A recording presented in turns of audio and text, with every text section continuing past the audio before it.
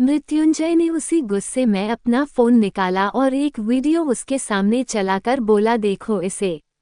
Video में एक लड़का बोलता हुआ नजर आता है, यार आद्या क्या लगती है, हाँ उस रात पैसे थोड़े ज्यादा खर्च करने पड़े पर सीरियसली यार मजे दे दिए। आद्या ने उस रात सच में पूरी रात पूरे जोश से मजा दे रही थी, कसम से। सारा सुख एक तरफ, आद्या के साथ एक रात का सुख एक तरफ। आद्या के आगे से मृत्युंजय ने फोन उठाया और बोल, जानती हो न इस लड़के को। आधा तो पूरा वीडियो देखने के बाद कुछ बोलने की हालत में ही नहीं थी। आखिर इस लड़के ने क्यों कहा ऐसा, वो तो इसको ठीक से जानती तक नहीं, बस एक दो बार कॉलेज फ्रेंड्स के साथ देखा। तो स्वाति ने बताया कि ये हमारा सीनियर है पर बहुत ही घटिया और गिरा हुआ ईशान है। पर आज अपने बारे में उसके मुंह से ऐसी बात सुनकर आधा पूरी तरह से जाम हो चुकी थी। कुछ देर तक उसके मुंह से एक शब्द नहीं निकल, फिर पूरी हिम्मत के साथ बोली, झूठ है ये सब, मैं नहीं जानती कि इसने ऐसा क्यों बोला, पर मेरे दामन में कोई दाग नहीं है, ये मैं साबित भी कर सकती हूँ। बेशक तुमको मैं अपना कुछ नहीं मानती, पर फिर भी तुमने मेरे दामन पे कीचड़ उछाला है तो तुम अपने पति होने के हक को आजमा सकते हो और मेरे ऊपर लगे इल्जाम को गलत साबित कर सकते हो। आद्या की इस बात पे मृत्युंजय भी उसी गुस्से में बोला, बिल्कुल सही, अभी साबित हो जाएगा कि तुम किस किस के साथ सो। आगे के शब्द उसने मुंह में ही रह गए और आधा को अपनी बाजुओं में उठा के बेड ले गया और उसे जोर से बेड पे गिरा दिया। मृत्युंजय अब आद्या के बगल में आकर उसके चेहरे के ऊपर अपना चेहरा लेकर बोल, तो तुमको लगता है ऐसा करने से तुम सही साबित हो जाओगी?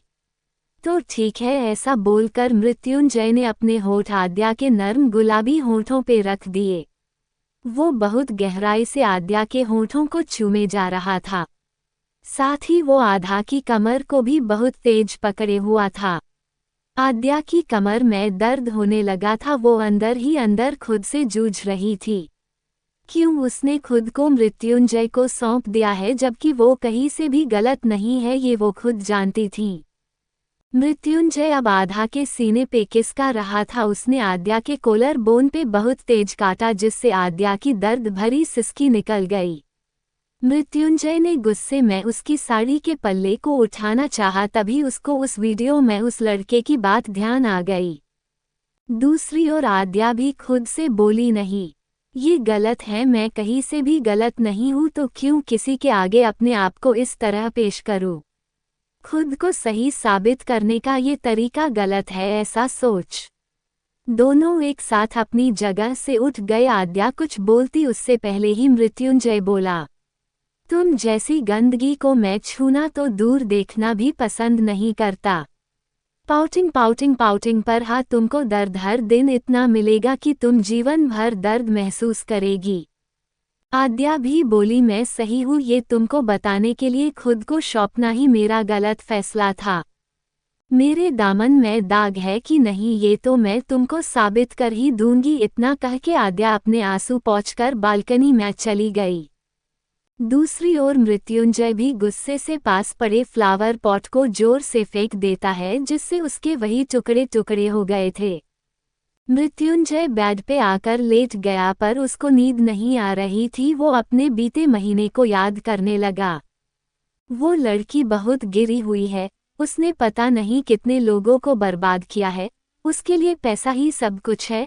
ऐसे किस वर्ड बार बार मृत्युंजय के कानों में गूंज रहे थे, जिनसे मृत्युंजय परेशान होकर अपने बेड से उठा और अपने स्टडी रूम में जाकर अपने रैक से एक सिगरेट निकाला और लाइटर से जलाकर कश मारने लगा।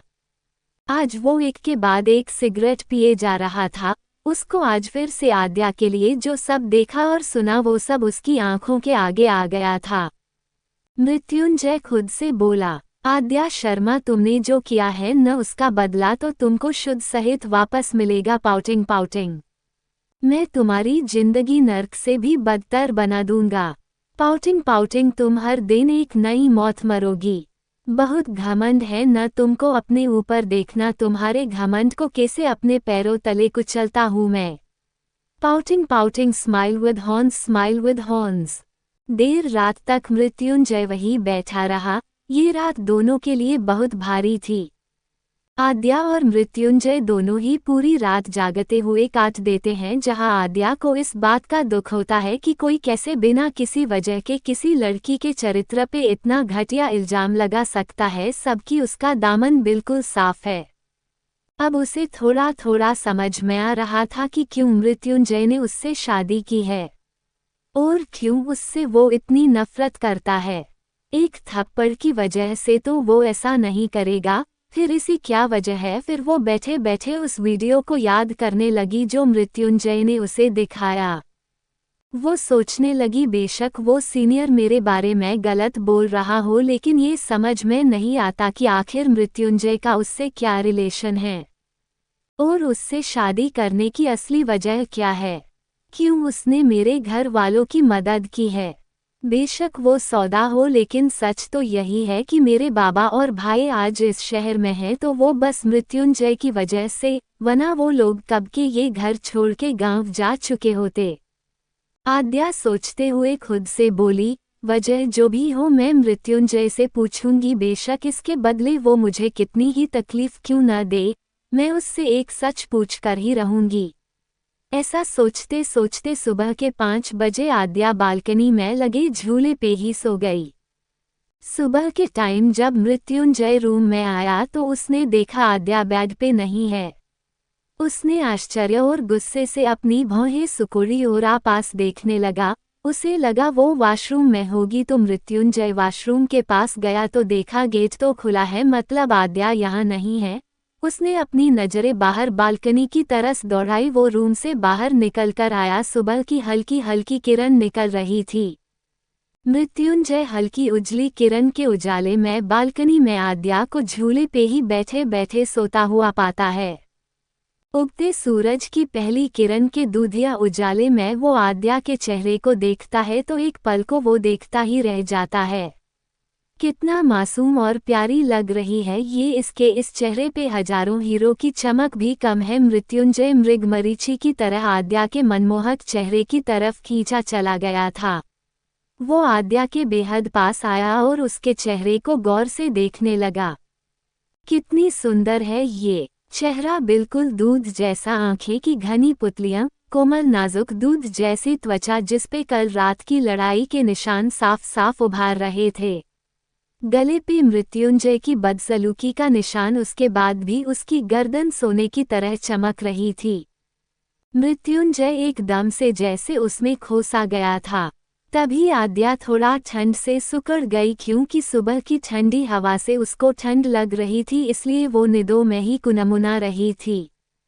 मृत्युंजय उसके रूप में बशीबूत सा हो गया था। इस टाइम उसको आद्या कहीं से भी गिरी हुई और घमंडी लड़की नहीं लग रही थी। वो आद्या को ठंड से बचाने के लिए उसको अपनी बाजुओं में उठाता है और उसको लेके रूम में आ जाता है।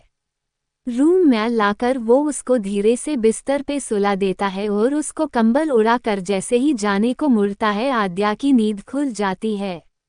वो उठकर बेड से उतर जाती है और मृत्युंजय को पीछे से आवाज देकर कहती है,